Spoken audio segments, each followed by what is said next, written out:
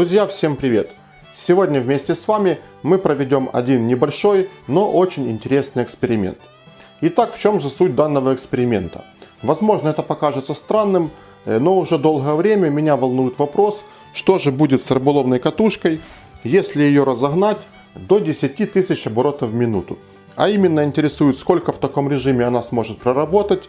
И также очень интересно, какой из узлов механизма первым выйдет из строя. Самый простой и доступный инструмент, который способен развить такую скорость, это угловая шлифовальная машина, или по-простому болгарка. Ну и как вы уже догадались, сейчас нам необходимо сделать так, чтобы болгарка смогла вращать ручку катушки. Поэтому сейчас мы быстро соберем тестовый стенд, который я уже заранее спроектировал, и сразу приступим к эксперименту. Забыл сказать несколько слов о катушке. Эту катушку я покупал в Китае. Цену точно уже не помню, но если смотреть на ценовую политику китайских катушек, то она, конечно, не самая дорогая, но и далеко не самая дешевая. То есть такой нормальный среднячок. То есть все как положено. Там две шпули, одна металлическая, одна графитовая. Я уже показывал, металлическая ручка. То есть нормально, добротно сделано, плавный ход. То есть очень такая нормальная катушечка. Но так сложилось, что я ни разу ей не пользовался. Она, честно, ни разу не была ни на одной рыбалке, она полностью новая.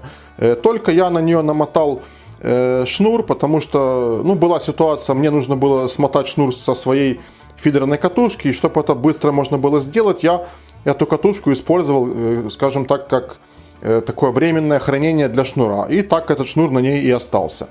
На рыбалках она не была, она полностью новая, то есть механизм там не изношен. Все по-честному. И также хочу попросить, чтобы было более интересно. Вот сейчас перед началом эксперимента поставьте видео на паузу и вот просто напишите комментарий, что вы думаете вот сейчас произойдет. Сколько там примерно по времени она проработает. Что, возможно, там вы считаете первое сломается. То есть какие-то свои такие предварительные прогнозы напишите. Я думаю, это добавит какой-то интерес. Все комментарии прочитаю обязательно и каждому поставлю лайк.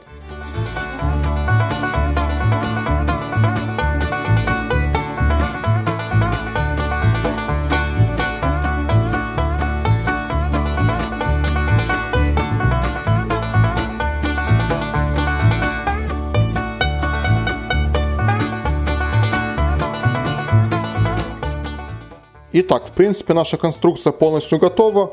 И сейчас я коротко расскажу и покажу, что же у нас в итоге получилось. Как вы видите, все это сделано в основном из дерева. Это деревянные отходы, которые в дальнейшем просто пойдут на дрова. Значит, здесь у нас надежно зафиксирована 125-я болгарка мощностью 880 Вт. И, кстати, эта болгарка выдает 11 тысяч оборотов в минуту. Я считаю, что это хорошо, потому что чем больше скорость, тем, конечно же, более интереснее будет проходить наш эксперимент.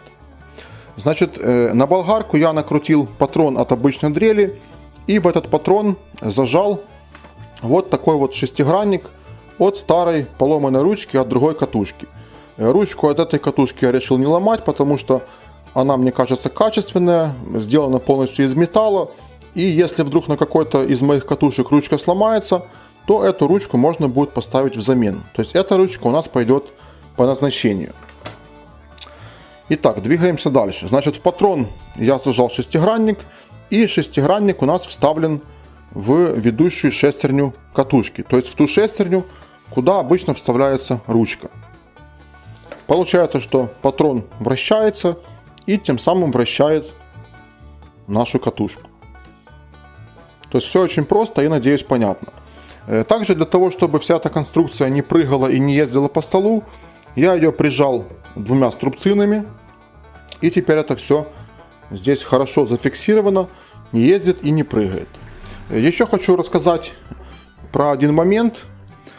Поскольку в этой болгарке нет функции плавного пуска, то есть когда мы ее включаем, она максимально быстро набирает свои предельные обороты. И в этот момент происходит сильный рывок, который может моментально сломать весь механизм катушки. Может не весь, но какую-то часть сломать точно, потому что рывок получается очень сильный. Когда болгарку даже держишь в руках, ее включаешь, то рука аж вот так вот дергается.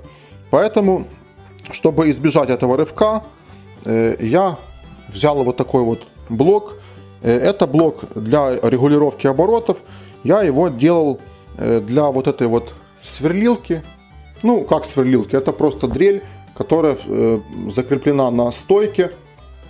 И этот блок я сделал для того, чтобы во время сверления можно было регулировать обороты дрели.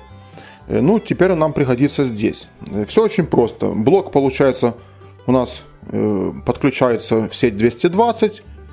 И в блок вот сюда вставляется вилка от инструмента. Ну и вот этой вот ручкой мы можем регулировать обороты. Сейчас даже покажу, как это работает. Вот делаем минимальные обороты, включаем. И у нас очень плавно запускается инструмент. Нет никакого рывка, и вот он работает на минимальных оборотах. Патрон крутится совсем не быстро, и никаких резких рывков нету. То есть мы достигнем предельной скорости очень плавно. Я вначале, вот так как сейчас, запущу болгарку и постепенно буду наращивать обороты, и в итоге мы дойдем до самых максимальных. Вот такая вот получилась у нас конструкция. Поэтому сейчас я установлю камеру, чтобы все было видно хорошо под разными ракурсами, и приступим непосредственно к самому эксперименту.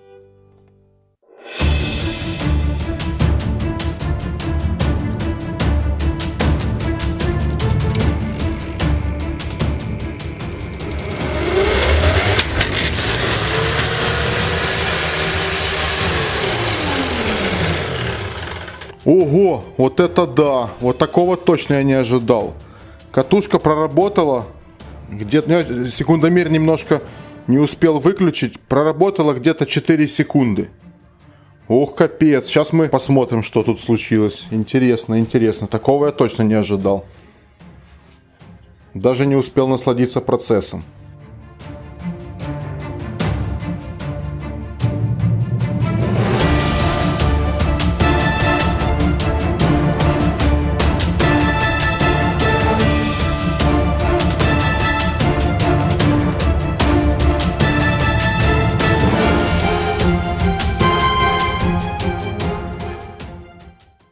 Так, ну что ж, давайте разбираться, что у нас тут произошло.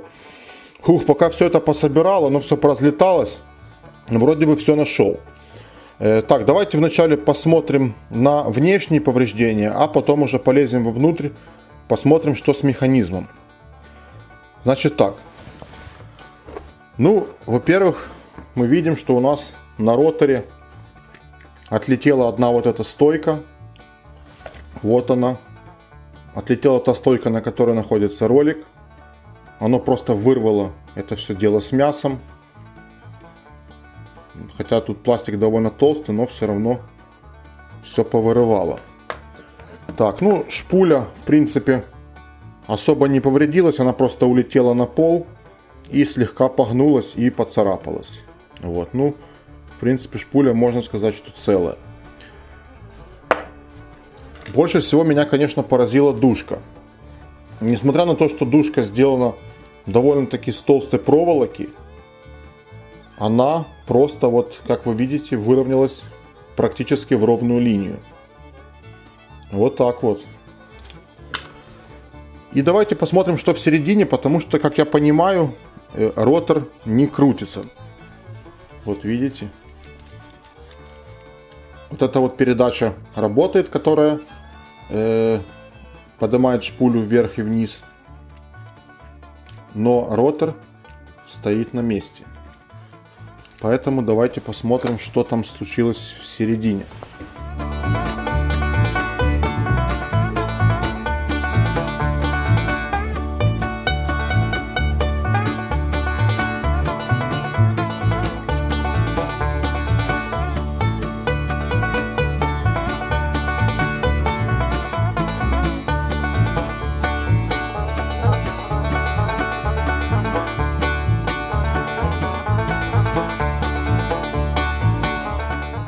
И кстати, фрикцион, я так понимаю, работает. Да, фрикцион работает. И то потому, что он просто никак не участвовал в этом процессе.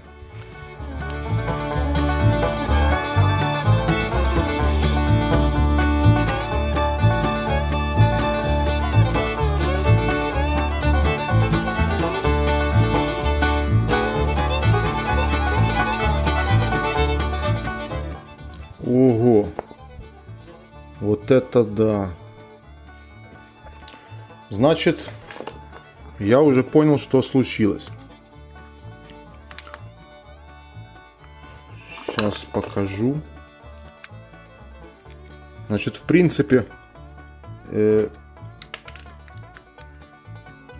основной механизм, ну как основной, я имею в виду, что основная часть механизма осталась без повреждений. То есть фрикцион работает.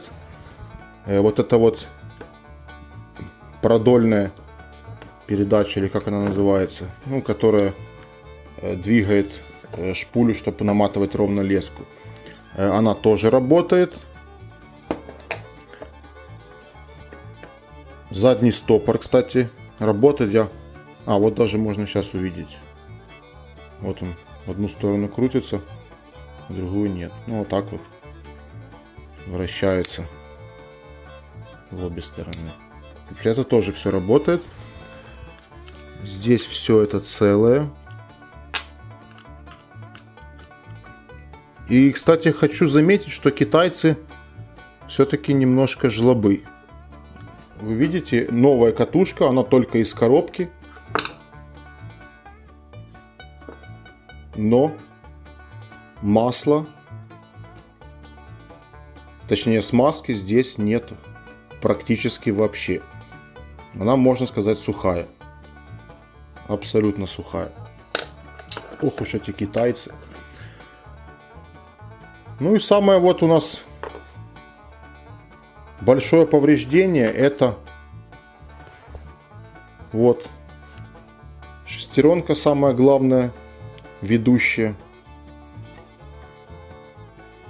Она должна быть вот в таком виде, но теперь она вот в таком виде. Ну, то есть просто это какой-то сплав, скорее всего, силумин. Он просто лопнул от таких сумасшедших оборотов болгарки. Вот такие вот дела.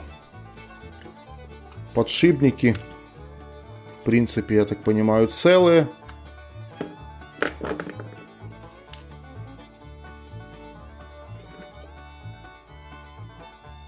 Вот так вот. Ну, вот такой вот, в общем, ребят, получился эксперимент. Я, конечно, рассчитывал, что по времени это все будет работать гораздо дольше, хотя бы там несколько минут, но теперь вижу, что болгарка мощнее, чем я думал. Ну, вывод такой: не подключайте свои катушки к болгарке. Больше ничего сказать не могу. Спасибо всем за внимание. Подписывайтесь на наш канал, смотрите много интересного видео. Всем пока, до новых встреч!